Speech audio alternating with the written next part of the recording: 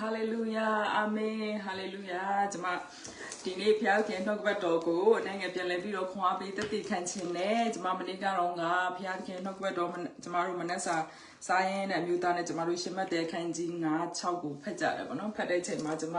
ပြန်လဲပြီးတော့အတိတ်တဖန်ခွန်အားရတဲ့နှုတ်ကပတ်တော်လေးနဲ့ခွန်အားပေးခြင်းနဲ့ပေါ့နော်မိတ်ဆွေဒီကနေ့မှာကျွန်မတို့ရဲ့အသက်တာမှာ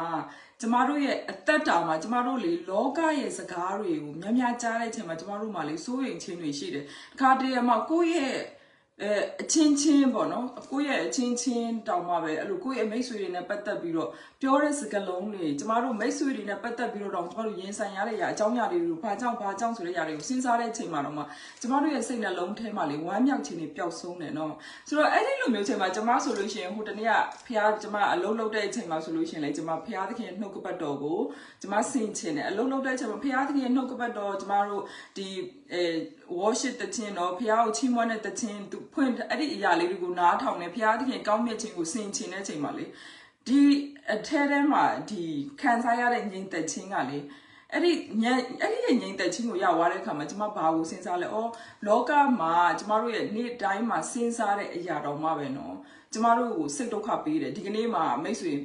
ဘယ်လိုပြောမှလဲကြုံရလိမ့်မယ်ပေါ့နော်လူတိုင်းမှာရှိမှာပဲအခက်အခဲတစ်မျိုးစီရှိလိမ့်မယ်ဒါပေမဲ့အဲ့ဒီအခက်အခဲအဲ့ဒီပြဿနာကိုစဉ်းစားတဲ့အချိန်မှာအဲ့ဒီပြဿနာလည်းမပြေလည်သွားဘူးဒါပေမဲ့ကျမတို့ရဲ့အထဲထဲမှာကျမတို့ထဲထဲမှာပါလဲဒီတောကဆိုတဲ့ပူလောင်တဲ့အရာကိုခံစားရလိမ့်မယ်ဒါပေမဲ့ဖျားသခင်ရဲ့နှုတ်ကပတ်တော်ကိုအဲ့ဒီအချိန်မှာအချိန်ပေးကြည့်ပါအဲ့ဒီအချိန်မှာဖျားသခင်ရဲ့နှုတ်ကပတ်တော်ကိုအချိန်ပေးကြည့်ပါဆိုလို့ဟိုကျမ်းစာတွေကိုတွားဖတ်အရန်ကြီးအချိန်အဲ့လိုမျိုးလည်းမဟုတ်ဘူးပေါ့ပပပဲဖျားသခင်ရဲ့ကောင်းမြတ်ခြင်းကောင်းခဲ့တဲ့အရာတွေဖျားကငါ့ပေါ်မှာဘာလို့ပေးခဲ့လဲဆိုတဲ့ကောင်းခဲ့တဲ့အရာတွေကိုမိတ်ဆွေပြန်လဲပြီးတော့စဉ်းစားကြည့်လိုက်ဖះကငါ့ကိုဘယ်လိုကယ်ခဲ့လဲဘယ်လိုကောင်းချီးပေးခဲ့လဲဆိုတဲ့အရာလေးတွေကိုစဉ်းစားကြည့်လိုက်ပြီးတော့ချီးမွမ်းကြည့်လိုက်အဲ့ဒီချိန်မှာတယောက်တည်းတိတ်ဆိတ်စွာနဲ့နေကြည့်လိုက်တိတ်ဆိတ်စွာနဲ့နေပြီးတော့မှကျမတို့နော်ဒီ Facebook မှာကြည့်တယ်ဆိုလို့ရှိရင်လည်းရှောက်မကြည့်နဲ့တော့ပေါ့နော်ဆိုကျမတို့ worship တခြင်းကိုယ့်ရဲ့အာယုံစိုက်မှုတစ်ခုဖះနဲ့ပတ်သက်ပြီးတော့အာယုံစိုက်ပြီးတော့ကျမတို့စိတ်နှလုံးကိုဖះစီမှာအနှံကြည့်လိုက်မိတ်ဆွေနှလုံးသားထဲမှာအဲ့ဒီဖះကနေလာတဲ့ငြိမ်သက်ခြင်းဆိုတဲ့အရာကို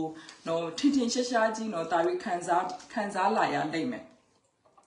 ဆိုတော့အဲ့ဒီအရာလေးကိုကျွန်မရှေ့ဥစွာပြောချင်တယ်ကျွန်တော်တို့မနေ့ကတော့ကျွန်တော်တို့နော်ကျမ်းစာဖတ်တယ်ရှင်မတ်တဲ့အခန်းကြီး9-6ကိုဖတ်တဲ့အချိန်မှာဒီ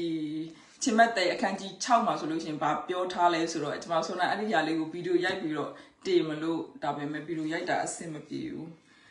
ဆိုတော့ဒါတိုင်းနဲ့ပဲကျွန်မလည်းပြောချင်တယ်ကျွန်မခွန်အားရတဲ့အရာကျွန်မတို့ဒီအရာကခဏခဏဖတ်တယ်เนาะရှင်မတ်တဲ့အခန်းကြီး6မှာဆိုလို့ရှိရင်ဘုရားသခင်ကဒီလောကီရဲ့စီးစိမ်နဲ့ပတ်သက်ပြီးတော့မမတ်မော